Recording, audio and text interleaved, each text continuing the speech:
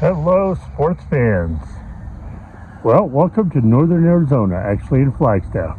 And if you saw my last video, this is not the same RV park. I have relocated. I got kind of a hinky feeling at that other place, and you always go with your gut. Plus, reading all the reviews in detail, it just seems like everybody there that was a full-timer, well, month to month, had set up yard sales and camp outside. Just didn't suit me right. So I paid a little bit more, and we're here at this park. I'll try to give you a little bit more visual in a moment, but let me tell you what I'm dealing with. The other day, as I went to take a lovely first shower here, first time in the RV in a couple weeks, because I'm usually at Planet Fitness, I hear water hissing out of this. Now, this is the hot water heater. It runs off of propane, which heats it within 20-30 minutes, my 5-gallon tank. Plenty for a shower. Or you turn it on electric and it takes about an hour to heat up.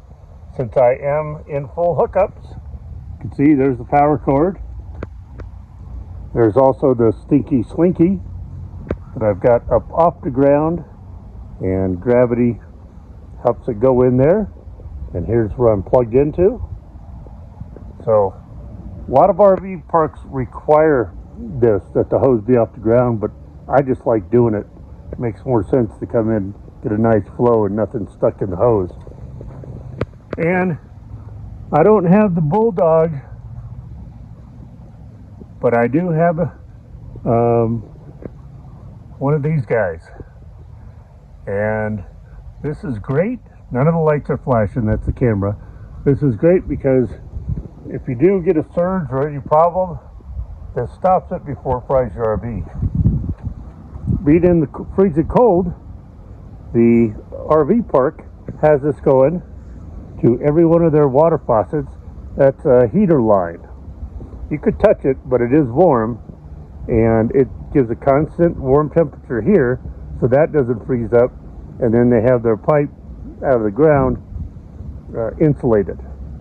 One thing I did have to go buy was an insulated hose.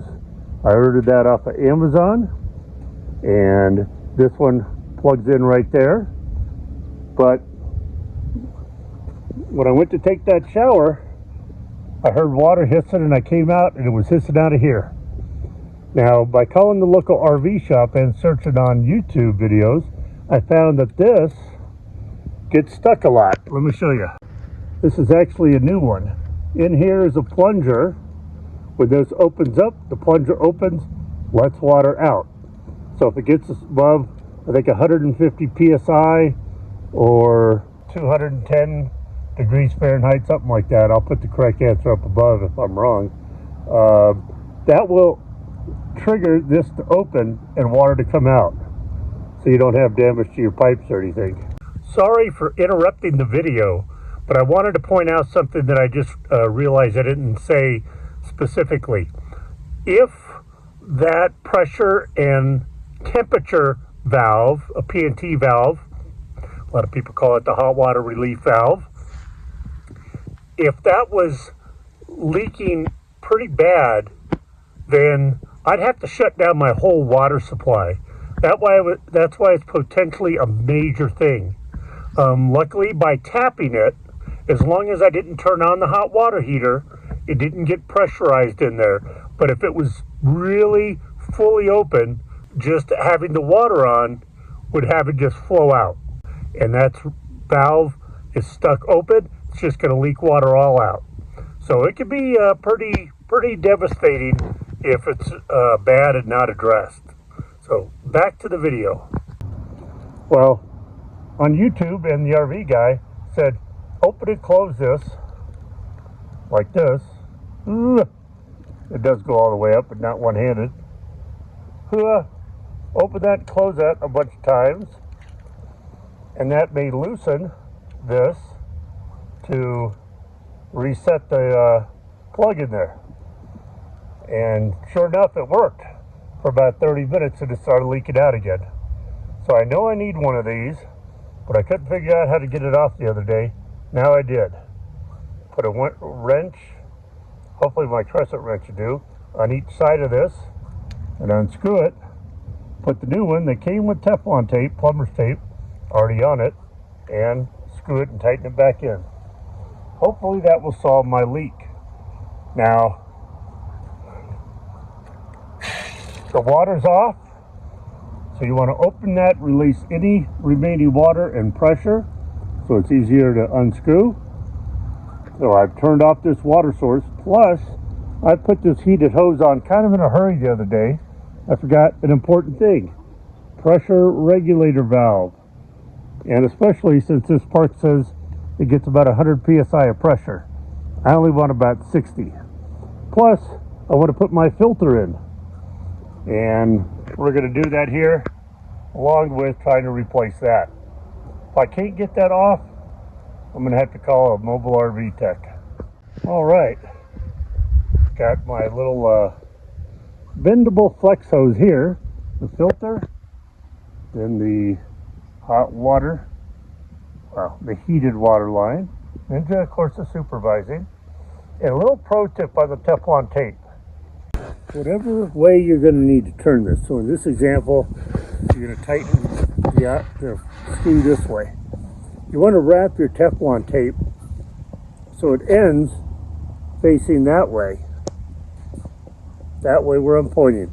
So as you tighten it, it doesn't peel it right off. So we're going to put on the regulator now and plug everything in and hook it up and see if we got leaks.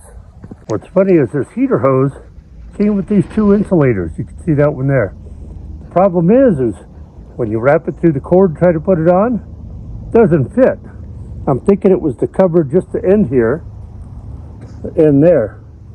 Guess if I was smart, I would have put that there before I screwed it on, but it looks like the low, at least the next week ahead, is going to be just at 32 with highs in the 50s. So I'm really not too worried about it.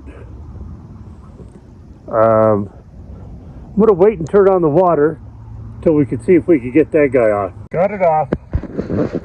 This was so hard. So much calcium in here. Man, I had to break out my super good pair of channel locks. Down here, the orange stripe on the handle. They're my quality ones that I keep, not in my toolbox, but in my Jeep. And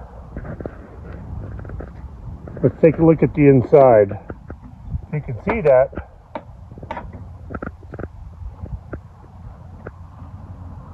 little plunger there is open. Got a lot of calcium. Let's see what happens when I close the top. Close the top, it didn't even move. Still open. Now, Dometic, the original one of these, was $85. I bought the $20 cheap Camco one. Look at this. That's not plumber's tape, that's calcium. Holy moly. I didn't think I'd be able to get this off. I was going to have to pay like $250 to get a tech to come out to do it. But I got it off. One thing I will say is I took the brown and red, it's labeled brown and red, wires here off to be able to get into it. Let's get that cleaned up. Oh, one important note on this when you're in an RV park. Yes, you can keep your gray tanks open. Do not keep your black tank open. You keep your black tank open till it's closed, then you flush it. You don't want a poop pyramid. That's what you'll get if you leave the black tank open. Only the gray tank. And I know some people that don't even keep that open, but I'm going to. This does have a low point drain. If you want to do it right, you'll undo that so you don't get a little bit of water coming out like this. I'd rather not mess with that. If that breaks off or rips, I don't have another one right now. So let's get this new one screwed in. I did use my pocket knife to try to get some of the calcium in there out. That sucker's back on. Close it up. Now the moment of truth.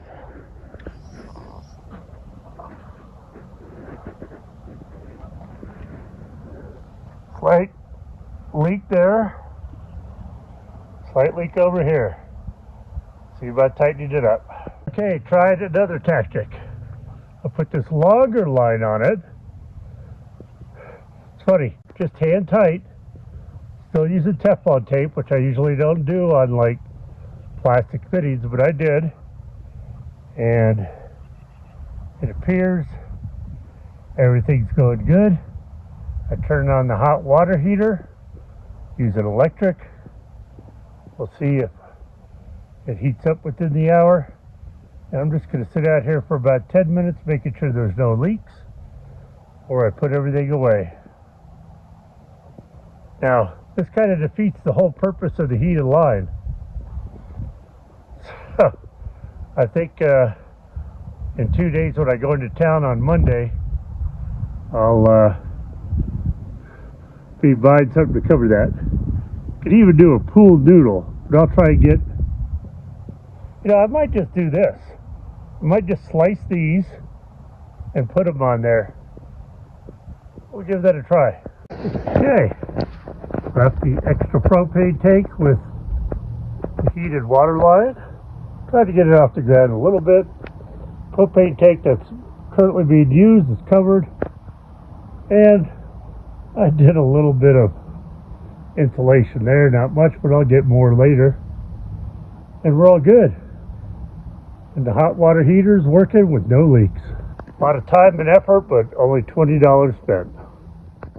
Okay, just came from taking out the trash. And yes, they do have a recycling bin as well. A lot of open spots, which is good. Head out that way and you head out to the National Forest. And right where that van is actually another RV spot. So that would kind of be a bummer if that got filled, but oh well. Here I am. My front door comes out to a fence with a table.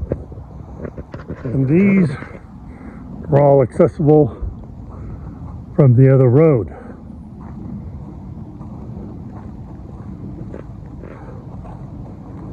So now that I took out the trash, it's time to let back out the monster. Where you at, Ninja? Come on outside. Don't you want to come outside? You were meowing a minute ago. Look at that. Such disrespect. Well, that about does it. Let Ninja run around outside.